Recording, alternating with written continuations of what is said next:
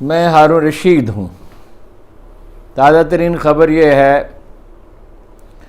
کہ ان لوگوں نے جنہیں آخری فیصلہ صادر کرنا ہے، اس سوال پر غور کرنا شروع کر دیا ہے کہ پی ٹی آئی کو الیکشن میں شریک ہونے کی اجازت دی جائے۔ ابھی اس پہ غور و خوض کا مرحلہ ہے، کوئی فیصلہ نہیں ہوا ہے، لیکن یہ بجائے خود ایک اچھی علامت ہے، ایک مبارک بات ہے، اس لیے کہ اس کے سوا کوئی چارہ ہی نہیں ہے۔ آئی ایم ایف کا وفد جس طرح اچانک عمران خان سے ملا، اس نے بہت سے لوگوں کو چونکا دیا۔ اس سے پہلے چینی وزیر خارجہ اسلام آباد میں کہہ چکے تھے کہ پاکستان کو سیاسی استحکام کی ضرورت ہے، چینیوں کا یہ طریقہ نہیں ہے، وہ اندرونی معاملات کا کسی بھی ملک کے اندرونی معاملات کے بارے میں بات نہیں کرتے، اور یہی ایک عالمی طاقت کے حیثیت سے یہی چیز انہیں ممتاز کرتی ہے۔ چنانچہ دنیا کے 193 ممالک میں سے 130 میں ان کی تجارت امریکہ سے بڑھ گئی ہے، اور بھارتی فوجی مبصرین کے مطابق امریکہ گھبراہٹ کا شکار ہے۔ خود امریکی بھی بعض یہ کہتے ہیں۔ ظاہر ہے کہ چین ہی نہیں اور متحدہ عرب امارات، سعودی عرب اور ترکی بھی یہی چاہتے ہیں۔ یورپی یونین صاف صاف کہہ چکی ہے کہ اگر انسانی حقوق کی بڑے پیمانے پر خلاف ورزی کی گئی تو وہ جو ٹیکسٹائل کی برآمدات میں جو رعایت دی گئی، غالباً جی ایس ٹی کیا اس کا نام ہے، میں بھول رہا ہوں، تو وہ رعایت واپس لے لی جائے گی، جس کا مطلب ہوگا $3-4 بلین سالانہ کا نقصان۔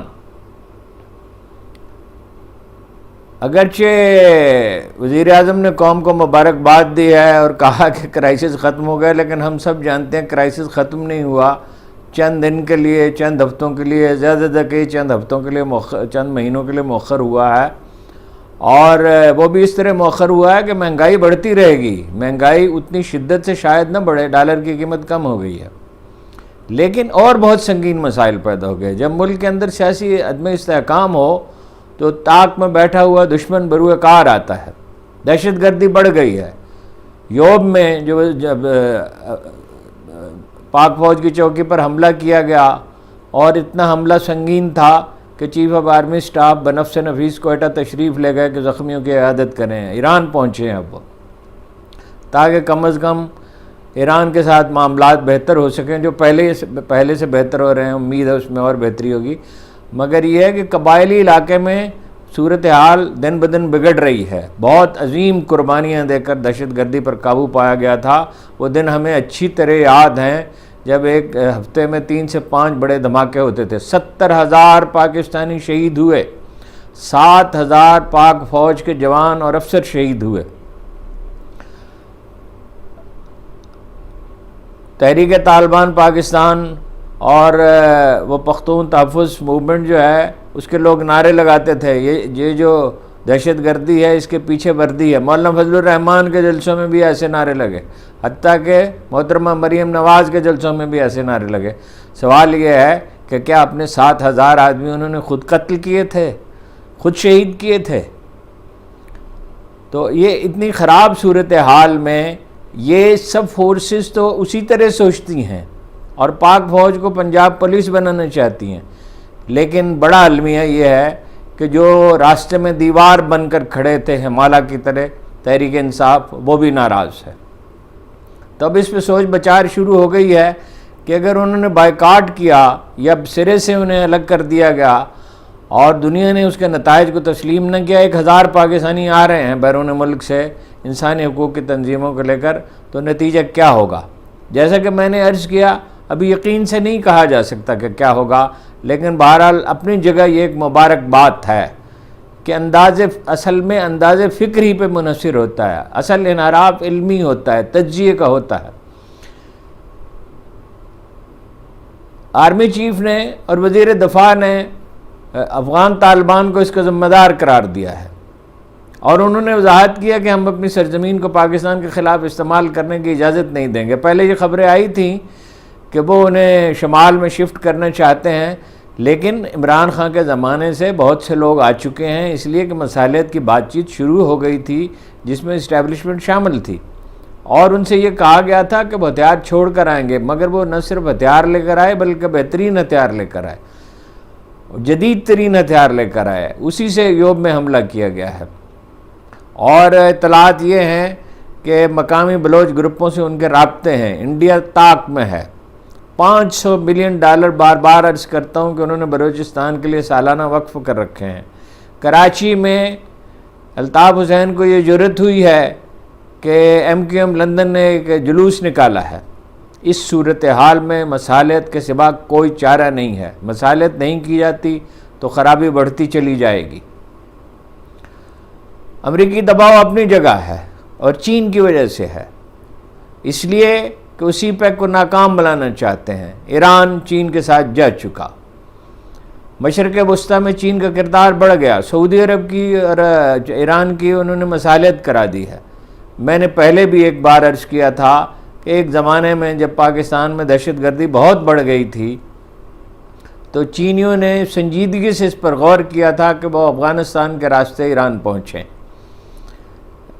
ایک زمانے میں تو معاملات اس سے پہلے بھی ایک زمانے میں معاملات اتنے خراب تھے کہ 1996 میں نگران وزیر اعظم معراج خالد نے کہا تھا کہ دشمن ممالک 2012 تک پاکستان کو ختم کر دینا چاہتے ہیں۔ اب امریکی اور بھارتی بعض تھنک ٹینک کہہ رہے ہیں کہ 2030 میں پاکستان کا وجود ختم ہو جائے گا۔ پاکستان کا وجود ختم نہیں ہوگا، پاکستان ہمیشہ رہنے کے لیے بنا ہے، ہماری حماقتیں اپنی جگہ پر، لیکن ایٹمی پاکستان کا وجود ختم نہیں ہو سکتا۔ اگر یہ غیر مستحکم ہو جائے تو نہ صرف بھارت، نہ صرف افغانستان، نہ صرف ایران، بلکہ پورا مشرق وسطیٰ اور پورا وسطی ایشیا غیر مستحکم ہو جائے گا۔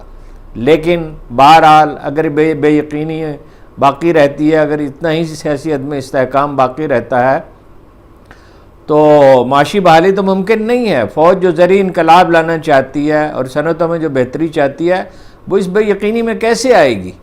لہذا مصالحت کے سوا کوئی چارہ نہیں۔ دیکھیے A, B اور C پلان اپنی جگہ، یعنی یہ کہ عمران خان کو گرفتار کر لیا جائے، پارٹی پر پابندی لگا دی جائے، یہ بھی نہیں تو ان کے لوگوں پر اتنا دباؤ ڈالا جائے کہ انہیں ڈھنگ کے امیدوار میسر نہ آ سکیں، اور یہ بھی نہیں تو اس سے آگے کے بھی منصوبے ہیں، لیکن یہ منصوبے درے کے درے رہ جائیں گے، اس لیے کہ اپوزیشن حکومتی پارٹیوں میں اتحاد نہیں ہے۔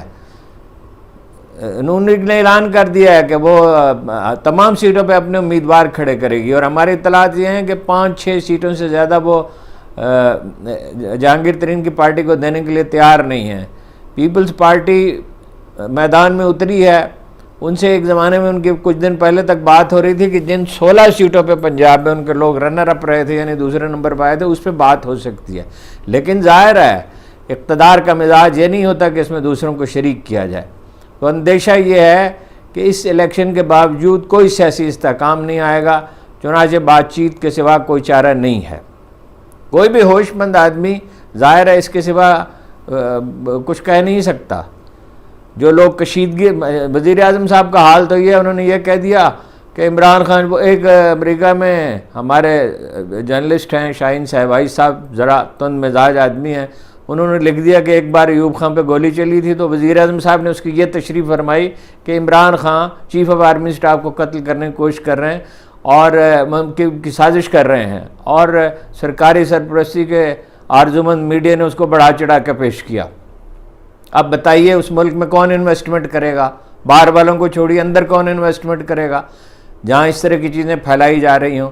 ہمارے لیڈر بہت بچگانہ حرکتیں کر رہے ہیں، انہیں اس کا اندازہ نہیں ہے کہ اقتدار کی ایسی ہی کشمکش قوموں کی تباہی اور بربادی کا باعث بنتی ہے۔ ملک کے دیوالیہ، فوری طور پر دیوالیہ ہونے کا خطرہ ٹل گیا ہے لیکن ختم نہیں ہوا، اور اگر ملک دیوالیہ ہو گیا، الیکشن اگر ملتوی ہوتے چلے جاتے ہیں تو کچھ بھی ہو سکتا ہے۔ دیوالیہ ہو گیا تو چیزوں کی قیمتیں پہلے ہی دوگنا ہوئی ہیں، 12 مہینے میں دگنی ہوئی ہیں، دگنے سے زیادہ ہوئی ہیں ویسے، تو مزید دوگنا ہو جائیں گی، تو اس کا نتیجہ کیا نکلے گا؟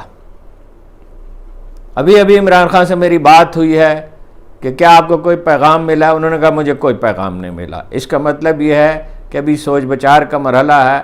خدا کرے جو انگریزی میں کہتے ہیں کہ سینس پریویل کرے، ہوش مندی غالب آئے اور فیصلہ کرنے والے درست فیصلہ کر سکے۔